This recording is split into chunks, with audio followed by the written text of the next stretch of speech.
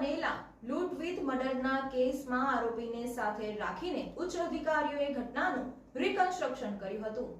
2 દિવસ પહેલા થયેલી તરસાલી લૂંટ વિથ મર્ડરના આરોપીને સાથે રાખીને ઉચ્ચ અધિકારીઓએ રિકન્સ્ટ્રક્શન કર્યું હતું।